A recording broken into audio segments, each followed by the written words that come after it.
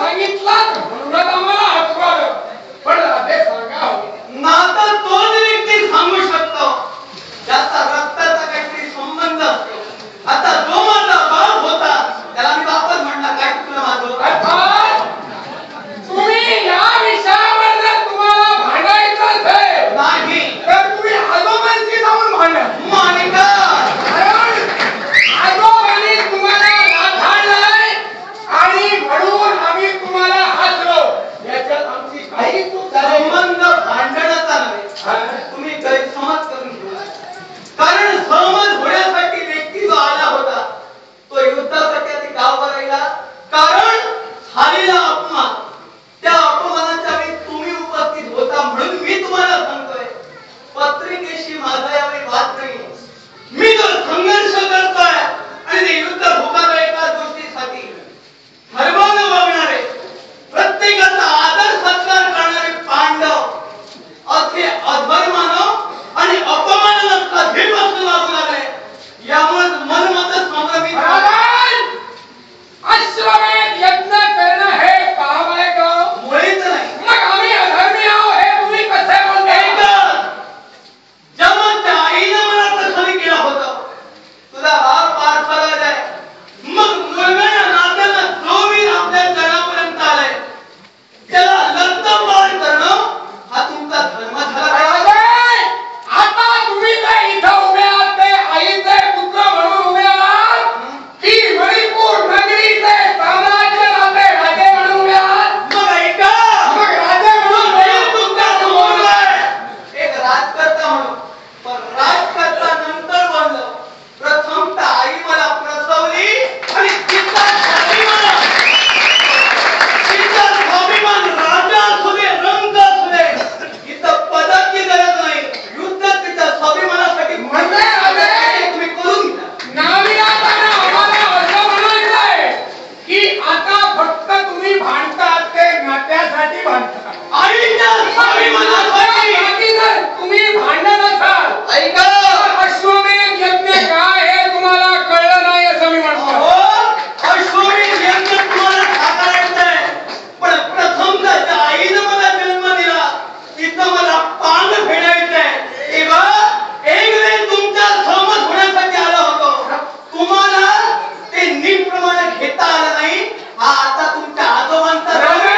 तुमच्या स्वतःच्या गोष्टीवर तोपर्यंत अश्वाची मुक्तता होणार नाही जोपर्यंत माझ्या आईला लागलेला डाग मी दूर करत नाही. राजा आईचा पान घेण्यासाठी या रणांगणावर आमच्या धर्मकार्यात तुम्ही अश्व आणून उभे आहात. असं समजा. मग मला सांगा, अश्वमेध जर यज्ञ तुम्हाला कळतो तर या विश्वात पहिला अश्वमेध यज्ञ कुणी केला होता आणि तो का केला होता हे आम्हाला ऐका, अश्वमेध यज्ञ मला करतो त्यापेक्षा मी तर म्हणतोय तुम्ही बरेच दिवस या यज्ञाच्या मागे आहात. अश्वमेध यज्ञासाठी तुम्ही आलात. अश्व जो मी बंधन केला होता कुतूहल आलो. आता मगापासून दहा वेळा मी सांगितलं मी रणांगणात उभा आहे आईच्या स्वाभिमानासाठी. तेव्हा तुम्ही जे जे वीर माझ्या समोर येणार त्यांच्यावर मात करू. माझा खरा जो दोष आहे त्याला भेटण्यासाठी सारी खटपट करावी. तुम्ही मला इतरत्र विचारू नका. ऐका, ते विचारण्याची वेळ होती तेव्हा तुमच्या शावडी दरबारात आलो होतो ना, तेव्हा हे सारं विचारू शकला होतो. ऐका, जिथं चार समजुतीच्या गोष्टी विचाराव्या तिथं तुम्ही विचारल्या नाही आणि रणांगणात हा प्रश्न तुम्ही विचारला. अर्थात मला आधी सांगा तुमचं नेमकं मत काय आहे? होण्यासाठी आलं तिथं मला अपमान केला, स्वाभिमानासाठी युद्ध पुकारलं तिथं नको तो प्रश्न विचारला. तुम्ही आधी कशासाठी आला? हे आमच्या आजोबांशी बोला म्हणून मी तुम्हाला किती वेळ सांगितलं. मग तुम्ही इथून माघारी जा. तुम्ही माघारी जा, आजोबांना पाठवून द्या.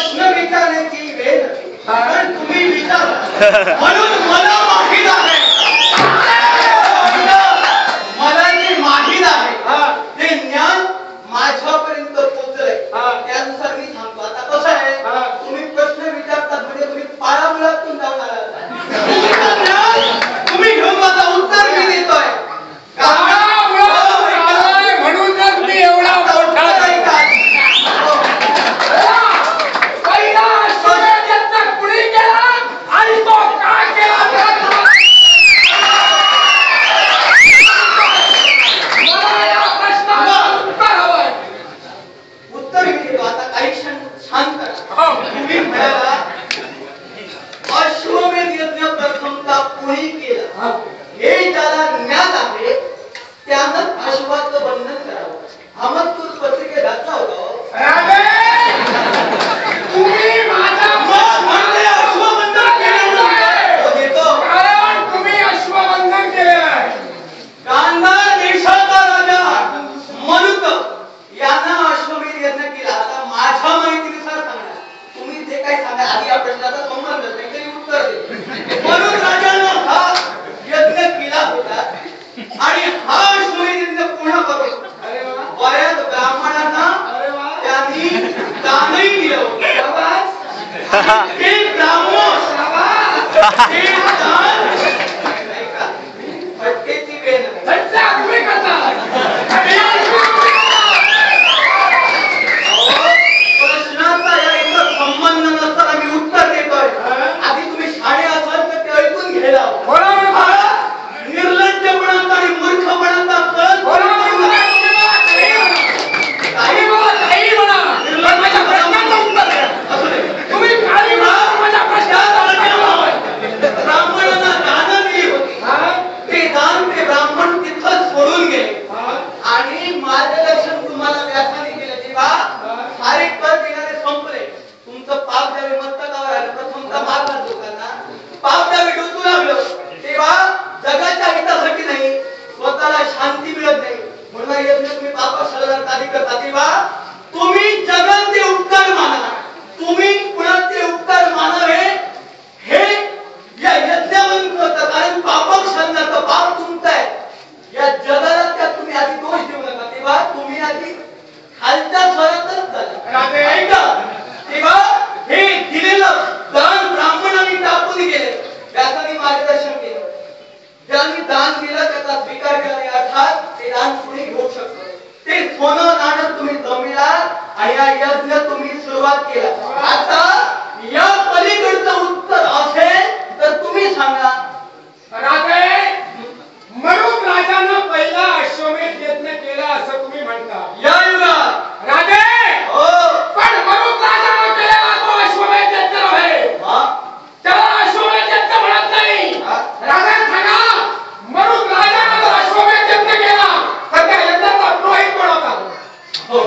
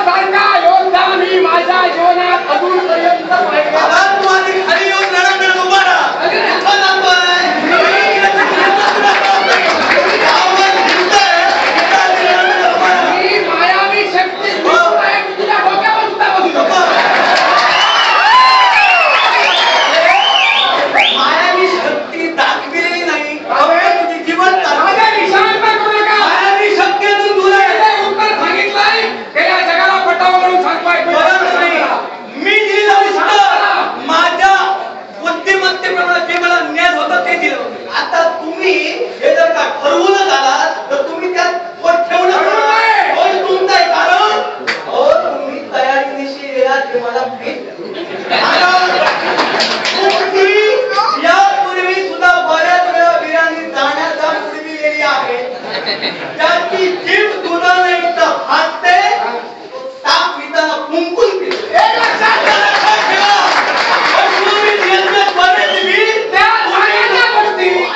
आजीच्या गोष्टी शेतकऱ्याच्या गोष्टी आणखी कुणाच्या गोष्टी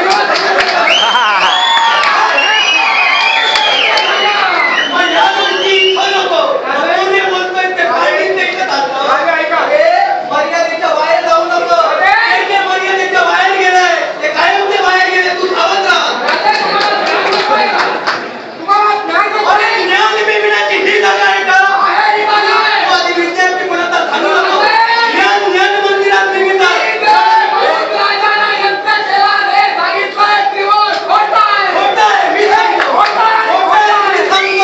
अरे मी काय सांगितलं मी मला न्याय द्यायची सांगितलं खरं म्हणून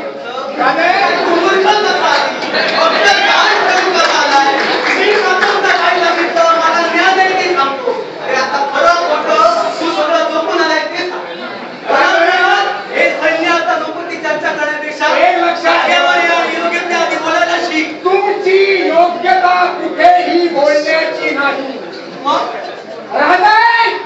तो राजा अश्वमेधाचा अश्व अडवतो आणि काहीतरी खोट नाटक गोष्टी सांगतो तो राजा आणि राजा होण्याच्या लायकीचा नाही असं मला म्हणायचंय तुम्ही तर राजा म्हणता बोला राजा या शब्दाचा अर्थ काय मी तुम्हाला शेवटचं सांगतोय काय कारण तू आता गाय मार्गरीत आहे वासरू मारून या रणांगणात जे कोणी सुज्ञ असतील ते या प्रसंगाचं गांभीर्य लक्षात घेऊन काही काळासाठी तरी माझ्याशी सहमत असतील दोन शब्दात बोलते रणांगणात असंख्य वीर आहेत जे तू काही सुरुवात केली रणांगणात ती जर योग्य त्यांना वाटत असेल त्याला सुद्धा माझा